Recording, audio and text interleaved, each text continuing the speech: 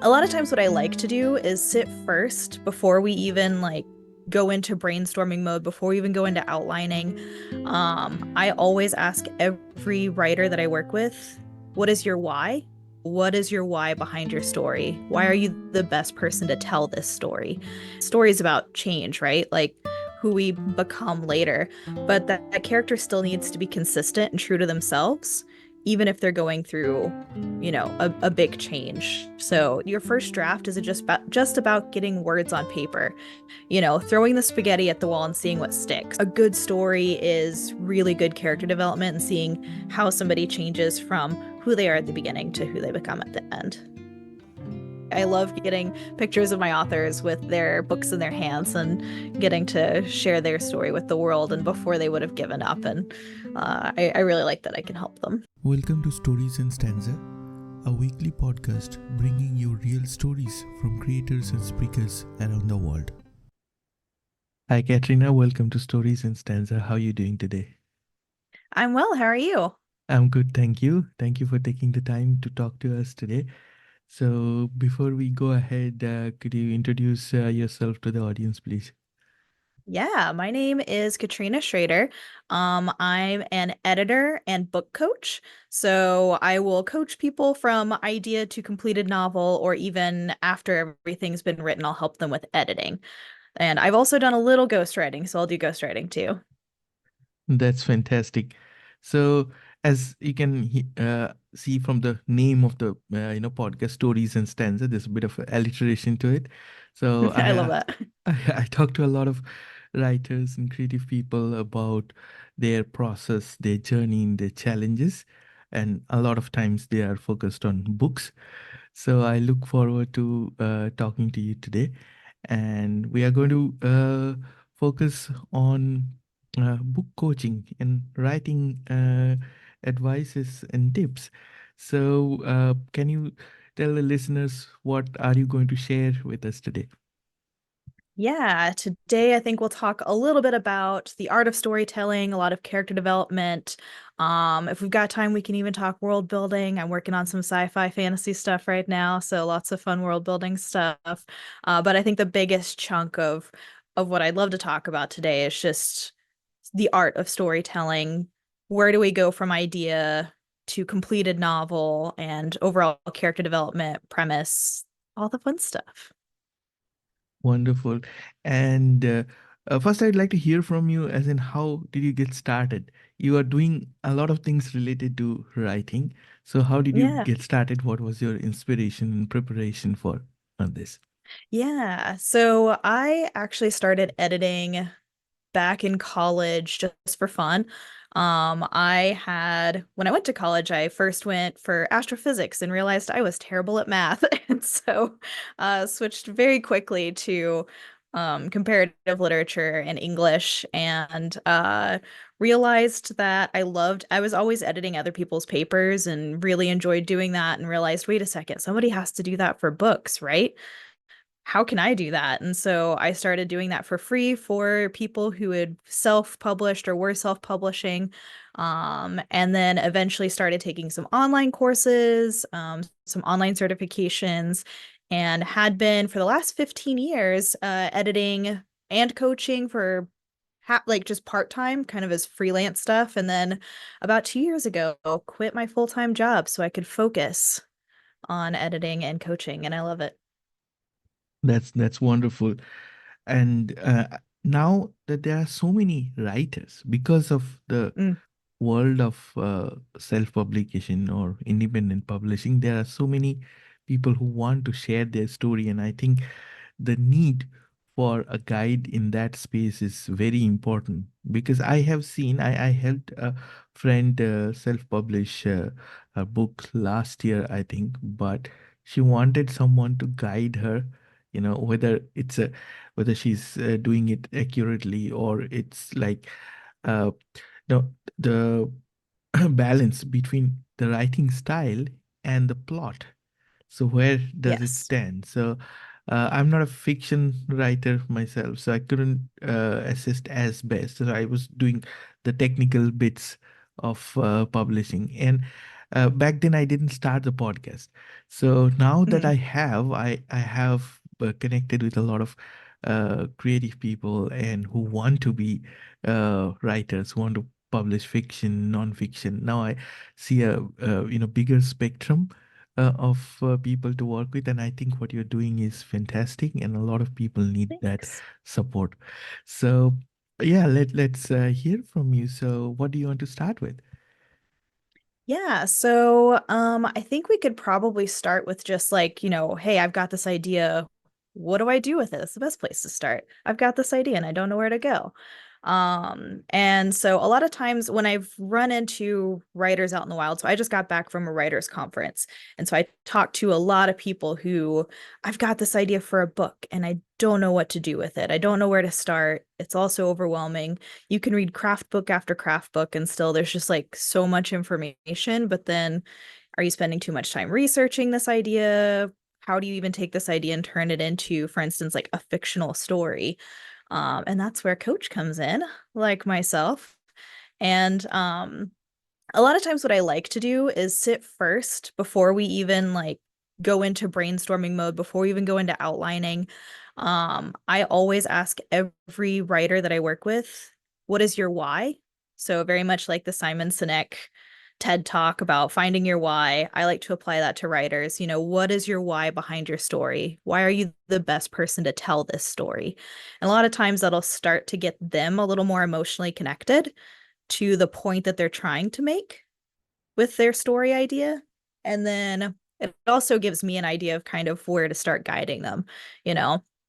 Um, and then after that, we'll work maybe on premise. So I actually have like a full set of exercises that I go to on premise where we sit down and kind of think about what's the theme of your story, what's the premise, who's the best character to support that idea, and we'll flesh a lot of that out. What your main conflict is, um your characters change from start to finish, and so we'll flesh a lot of that out. I have a workshop that I run for premise, and once that's done, when we might go into outlining, if they're an outliner, if they're a pantser, then it's a little bit different. Interesting. Yes, I think what you said, that character consistency, it's very important. And sometimes as writers may Yes. overlook that. Hmm. I remember one of my friends wrote a kind of historical fiction and non-fiction combined. It was based on Hitler's life, and I realized that he didn't keep the same consistency about the character from the beginning to the Mm. end, and it was very misleading to Yeah. the reader. Yeah. Oh yeah, you want to have that like character change, who they are at the beginning to who they are at the end, because stories about change, right? Like who we become later. But that character still needs to be consistent and true to themselves, even if they're going through, a big change. So yeah, consistency with a character is extremely key. Uh, so, in terms of writing, do you always work with like fiction writers or non-fiction and others as well? Yeah, so I'll work with a lot of fiction writers, but then I do also work with people who are writing memoir or self-help, even some business books. Those are always just fun. I like working on those because then they give me more ammunition and ideas for my own business. But with memoir and self-help, I really like working on those because it's easy to know what the writer's why is. They know exactly why they have this like story that they need to tell. And helping them structure a story in a way that helps the people they're trying to help, like their own audience, is really fun. And I get to learn so much and become a more empathetic person from going through other people's life experiences, right? So yeah, I'll work not only on fiction, love to do sci-fi fantasy, that's my guilty pleasure. But I also really love to work on memoir and self-help. That's great. I recently spoke to an Australian writing coach who specializes on memoir and non-fiction writing. She's taught all her life, and now she's turned that into a book, and the book is Oh amazing. wow. This is really, really great. One of Oh, the best episodes like I have ever recorded on this podcast, because that's it has awesome. brings in the insights from her like coaching all her life. So that's Hmm. really great that you cover from fiction to non-fiction, science fiction, so many interesting Yeah. areas to talk about. So as a writer, I've seen, and it applies to me as well, that I am often conflicted whether to focus on the style of writing or whether to focus on the plot or the Mm. storytelling. So, first thing I want to hear from you is where is that balance? How do you guide someone in that area? Yeah. So I get that question maybe in like phrased in different ways, but I get it from like every writer that I work with is they spend too much time, I think, in the beginning on their first draft trying to hone down their prose and their narrative voice and the style. When I don't know, I like to coach that your first draft is just about getting words on paper, throwing the spaghetti at the wall and seeing what sticks. So working on your plot first, and just getting that out. And during that, you're going to start to like get an idea of who the characters are, um, and what your plot is going to be. And then once you've got your first draft, some people want to do first draft of chapter and then go back and refine. Some people want to do the whole book. It kind of just varies from person to person, but at the end of the day, your first draft of whatever scene you're working on or the whole manuscript, that's just getting your plot out there and figuring out who your characters are. And then for the second round, you go back for that revision. That's when you can spend the time really working on your prose, your narrative voice, your style, because then you can sit down and go, okay, here's what's going to happen. What's the voice that's going to best tell that particular plot, that particular story? I'm actually reading right now. I don't have it in the room with me, but N.K. Jemison's The Fifth Season, and she has a very unique style in that book where it's very much like she switches between first person point of view, second person point of view, and third person point of view. And omniscient. There's omniscient in there too. It's a weird mix of points of view. And I can't imagine trying to like do all of that in a first draft. It makes more sense to just get the words, get the plot on paper, and then come back and refine your style. Great. So, tell us from your perspective, what does a good you know book look like in terms of storytelling? What makes it stand out? What would be the parts that you would be looking at, or at least advising someone?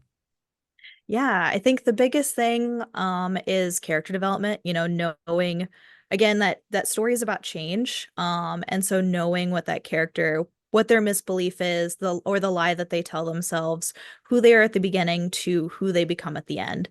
So I always look for those little changes in every scene. You want us to slowly be moving towards that like character development.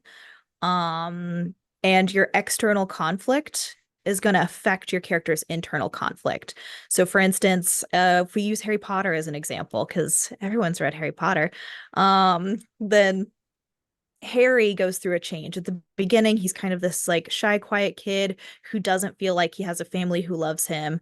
And then by the end of the story, we start to see him change where he and Neville are standing up for themselves and for their friends. And then Harry also realizes that like he does have a family who loves him at Hogwarts. He's, classic found family story. And so throughout the book, we start to see those little changes. So for me, it's a good story is really good character development and seeing how somebody changes from who they are at the beginning to who they become at the end. That's perfect. That's really great. And I think Harry Potter as an overall narrative, it has so many things. It has so many plot Yes. points, so many perspectives, and especially I read it somewhere that uh, the the Dementor's functionality, it was written by sometimes uh, she spent in uh, mental health institutes, and she felt like really cold and really devoid of everything, so lack of Yeah. emotions and human touch, and Mm. that gave the idea of dementors. And I cannot Oh, forget wow. that comparison, that Yeah. there's so many things, you know has brought into the masterpiece that it is. I mean, it's still as a Mm, book. I always tell anyone who talks about Harry Potter that have you actually gone through the books? Then they yeah. just talk about the movies, because my Oh daughter yeah. is currently she's about to go to high school here, and she likes writing and That's reading as well. awesome. Like, I keep telling her that if you when you start reading the books, you will see the difference and see how much bigger it is than what we see in the Yes. films and things like that. Oh yeah. And there's also a lot of learning to be done in reading. Like, I recommend to all of my readers, the homework that I give them is to read, constantly be reading. I have an online writers community that I run, and one of the things that we do is a monthly book club. So each month we read a book with our writers hats on, and then we'll, towards the end of the month, talk about what we've read, what we can learn from how the author wrote, how they structured the story, how they um, did each of the chapters, what their writing narrative voice was. And yeah, there's so much. I give all of my writers homework on, okay, you're writing a sci-fi book? Great. Read Ender's Game, read this, read The Expanse, read that. So I think it's so important to just always be reading if you're writing. Can I request you to share some examples with us how you have worked with other writers, as in how you have helped them improve their storytelling and plot points or writing style, Yeah. anything? Can you give us some example? Yeah. So I'm helping, I can't go into too much detail, NDA and all that, but I'm helping a client right now who is writing a sci-fi novel, and they were really struggling with getting that like character development down. And so we sat down and kind of just really talked about, okay, here, who is this character? What is his voice? What are his wants? What are his needs? And we went through and kind of mapped a lot of that out. And I did the same thing with another client who was working on an epic fantasy series. And this was going to be a huge series with so much world building. And we were running into issues where the exposition was just too much, right? There's so much exposition because it's tons of world building in this epic fantasy setting, but how much is too much? And so we're working to like trickle a lot of that down and cut out a bunch of unnecessary stuff, hide the iceberg, so to speak. Um, and so we'll do the way I normally do it is, you might get a homework assignment of write me so many words before our next call. And then I'll read through those chapters, leave comments, and then we'll do a call where we sit and talk about it. And if there are any struggles that we're coming across, or if the writer is realizing, okay, I don't know if I brought the character forward the way that I wanted him to. And so we'll discuss that, brainstorm some options. Okay, this worked, here's what didn't work. And yeah, I had a couple authors actually tell me at this writers conference, some of my clients were there, and they had said that if they hadn't signed up with me to do their coaching, then they would have stopped writing altogether because they didn't know where to start. They didn't know where to keep going and didn't have that accountability. And so it was really nice to hear that like I'm helping them tell the story that they really want to tell. And so being able to like work with them to figure out who their character is and figure out how to share only so much world building so that it's not too much for the reader. I really love it. And you mentioned at the beginning that you're working on a sci-fi world building. Is that for yourself, or you're referring to this book? Yeah, it's actually for myself. I'm working on like a sci-fi Western novel of my own because I do a lot of ghostwriting and I'll help a lot of people with their own stuff. But and I've written a ton of short stories, but I decided I wanted to write another Firefly because who doesn't want more Firefly? Can you tell us about the project that you're working on? Oh gosh, I don't want to give away too many Without details. giving too many details, can you Yeah. just yeah. Um, Yeah, it's gonna be kind of a mostly Western with sci-fi elements. So, not too much time in space, but a lot of time down on this desolate planet. And we'll get to know a lot about our characters. One of them might be a mechanic, one's a sharpshooter. But I wanted to tell a story that expressed um kind of some of the struggles of the working class. And I didn't I thought the best way to tell that story might be in like a Western format with some really cool sci-fi gadgets. Wonderful. And you mentioned that you wrote a lot of short stories as well. So, Yeah. as a book coach, how do you see writing a short story and a big novel? Because the context is so very different, and both might Yes. Yeah. have character building in there. So would you work with someone who wants to write short fiction, or would you Mhm. work with someone like, of course you are working with so many book writers. I'm saying that the promises of the two uh context is so very different. Would you work with both, or would you share something in the short story writing space?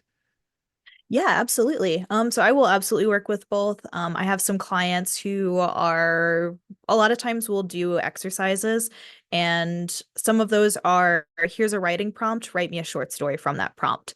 And I think with short story, it's so fun because it relies so heavily on subtext. With a novel, you can really get into everything. Subtext is there and necessary, but you can describe everything you want to describe as long as you're not overdoing it. But with a short story, you have to cut back so much and you have to pack a punch so quickly. And so you want to hook the reader so much faster. You want to keep them hooked without providing too much exposition or even better, none at all.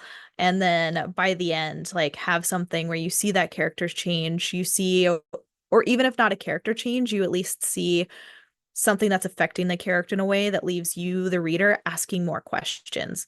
I think with short story, I really love that format because it encourages the reader to ask questions. Um, and you as the writer are going to give them those questions and make them wonder, oh, what could have happened or what will happen. Whereas with a book, by the end we want to have the answers. Or if we're going into a series, then more questions. But I think with short story, it's, hey, you've got 1,000 words, make our readers feel emotional in such a short amount of time, but also make them ask questions. That's great. uh, I have this personal project in mind. Maybe someday I'll write it. I want to write, like, I've started this a while back.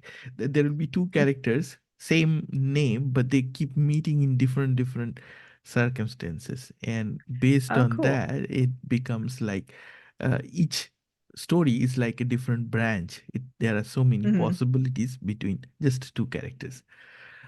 I love Yeah, that. just remember that it is one of my, to-do lists as a writer, that I say, okay, I want Yeah, to do the this. one I'll that, do that this. keeps growing. The one that keeps growing, yeah. So no, I have published only poetry so far, and I will need Oh, definitely cool. more time to dedicate myself to a little bit more serious writing, which needs more Hey, time and poetry is dedication. serious writing. What I mean to say is, in poetry, I can write a poem and then move away from that. But when I Mm, am in the yeah. fiction writing process, I'm so much into the process, I just forget. I feel like disconnecting from the rest of the world, my day job, my Yeah. Oh, yeah. groceries, Oh, yeah. and I things. get that. I have to, when I sit down and I'm writing, Yeah. like ghostwriting or for myself, I have to like close the door, put in big headphones and, just hide in some like quiet music or lo-fi and hide away from the world in my little office. And that's the only Yeah. way I can get stuff done. Uh, um, uh, you mentioned that you wanted to share some techniques about character development. That uh, Yeah. is that part of the group that you are running, or is it some exercises that you work with your clients? Yeah, so it is also part of the group that I'm running, the online community called the Fiction Lab, so check it out. But one of the things that we actually do is, or I'm about to start launching, is a tabletop RPG for character development. So the idea is that it's kind of like Dungeons and Dragons, where you're role playing, but you're role playing your character. And the idea, I made a full character sheet where you can start to build out that character sheet as you play. So where Dungeons and Dragons, you've got a character sheet, you've got your character stats, all of this information, and you do all of that before you start playing. What I set up was a character sheet where you fill it out as you play. So you start to get an idea of your character's voice, who they are, how they act, what their mannerisms are. So I'll run you through a scenario where, maybe your character has to, I don't know, they're stuck in an elevator and now they have to figure out how to get out. Like just small, simple scenarios. But the idea is that, like, during play, you have to make choices but react in a way that your character would react. So if your character's claustrophobic, they're going to react a different way than somebody who's not, and so the idea is that you're playing your character through that, filling out the character sheet during the scenario, so then you can decide, okay, here's how they act when they're nervous, this is what they do. And then that also gives you ammunition later when you go to write to say, okay, my character's faced imminent danger, here's how her body naturally reacts. And so you get a lot more show, not tell, and action beats you can start adding into your writing. So that's been really fun. We're doing that in the fiction lab a little bit. And then I've actually got a conference next month where I'll be talking a little bit more about that, which is exciting. That's great, and best wishes for your conference. Yeah, Thanks. are you speaking in the event?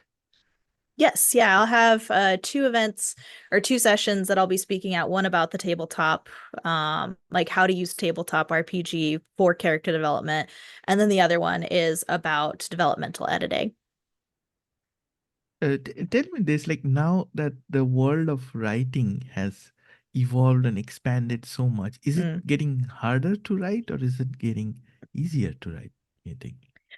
Um, I think probably easier because there's so many more tools out there than there were before. Um, but I don't know. That also means because there are so many tools, there are more distractions, you know.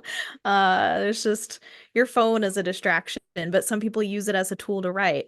And the internet is a distraction, but at the same time, it provides you with all this research that you need, like, hey, I need to learn how poisonous plants work because I'm going to poison somebody in my story. Great. Now I can research all of that on the internet. But then look, there's Facebook or TikTok. So I think there's some pros and cons with for the modern day writer. Yes, why I ask this is because I'm a big fan of Agatha Christie and Conan Doyle. So Yes, I often same. think that, the way Sherlock could say that, the different tobaccos or the smell of Mm, soil in different places in London. yes. So he could tell where he's going and things like that. And I remember a story where Poirot says that the pen was on the left side of the of a journal, and the person Hmm. is right-handed or person is left-handed. It shouldn't be on that side of the book, and that changes the story. But I Yeah. feel in today's world, there's so much information that it kind of gets a little bit harder to Yes. see that everything is known information. But back then, getting to Yeah. see that flavor of tobacco or that those Mm, nuances was much more enjoyable. But in today's world, probably not so much. Uh, yeah. I actually will so this is kind of something that I've talked about with some of my writers, where they might feel stuck somewhere, they don't know what to do or move on, they might have writer's block. Let's not say that out loud, it's like Voldemort. But um I think something that I like to tell them, and I took this from a book called, oh, The Creative, I don't remember what it's called. I'll think of it later. After this podcast, I'll think of it. But the idea is like you take yourself on a creativity date. And you by yourself, you go out, go take a walk in the woods, go to the movie theater alone and watch a movie, but or go check out a museum or go to the park and just walk around. But the idea is that during that, it's not only sparking some creativity, but take notes on, like, if you're going for a walk in the woods, what do the leaves under your feet crunch? Like, how do they sound? What does the breeze feel like on your face? Just little things like that. Pay attention to how your body is reacting to the world around you and how you feel about it. And just take notes, write that down. And that's going to help you get some of those like natural elements of what things feel like on your own. Without having to like chat GPT, what does the breeze feel like on my face on a spring day? So Yes. And how do you see the threat of AI for in the creators space? yeah. So it's one of those things that has some like pros and cons. Cons being that it's so much easier now for AI to take your own work, the words that you're writing. But I'm also seeing I edit for some short story magazine, and one of the things that we're running into is a lot of submissions are AI written. And so we have to spend a lot of time trying to decipher, okay, is this written by human? Is this written by AI? Because so many people are just plugging in a story idea into ChatGPT, having it spit out a short story and then submitting it.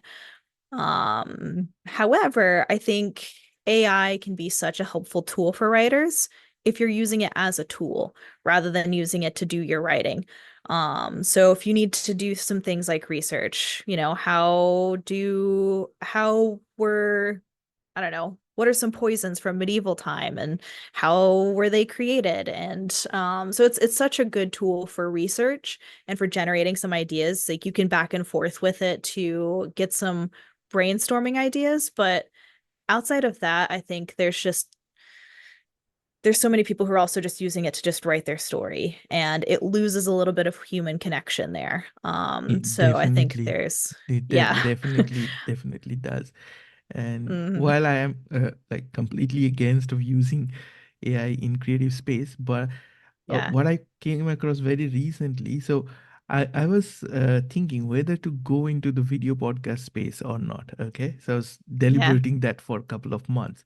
And then I came across an AI platform and which does my editing in these days. Yeah. So I just put this like this discussion into that platform, and it cleans it up, removes all the Yeah. spaces, and does things like that. It's pretty amazing that how it does it, and it takes Oh away yeah, so and much of. scary. It's Yeah, really cool. it's cool and scary both at the same time. But it happened once that in one of the interviews, the guest said some swear words. Okay, so in Mm, previous days before the AI tool, I'll have to listen to the whole episode couple of times so that I don't miss it.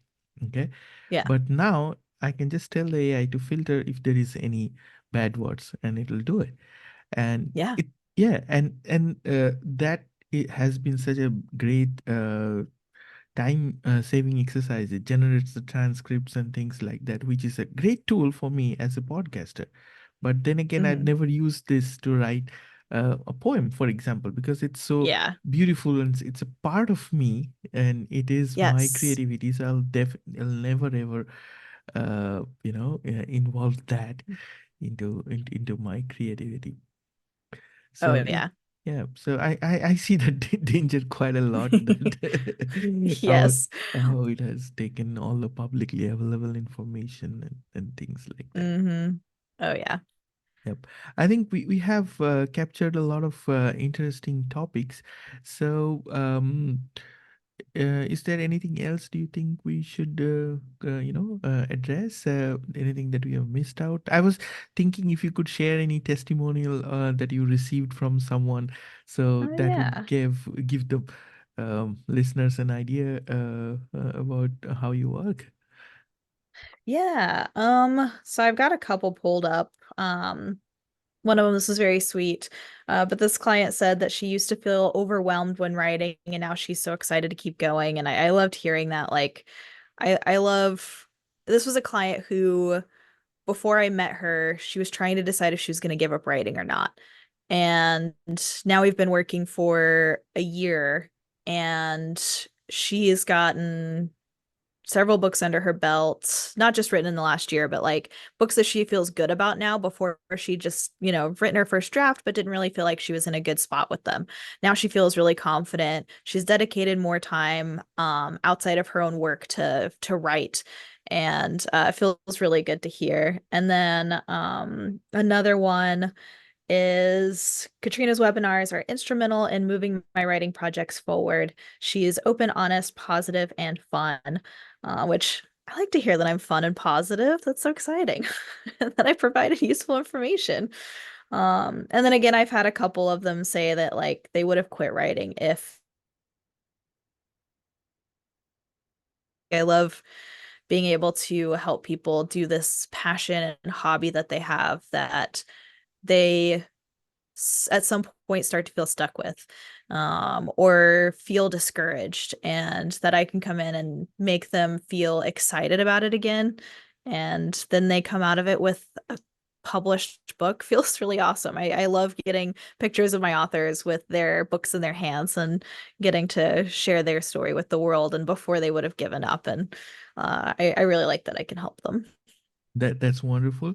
And I will get your professional details and I'll put that in the episode description. But Yeah. is there anything you want to say to our listeners, how they can work with you, how they can engage you? Yeah, so my personal or business website is katrinaeditorial.com. And you can get my contact information there, email me and I will reach out. It also has a lot of my services listed, so coaching, editing, ghostwriting, all that stuff is listed there. And then for anyone who wants to be a part of an online writers community, I run a community called the Fiction Lab. So we do workshops, webinars, D&D style workshops, which I talked about a little bit about. We have a writer's book club.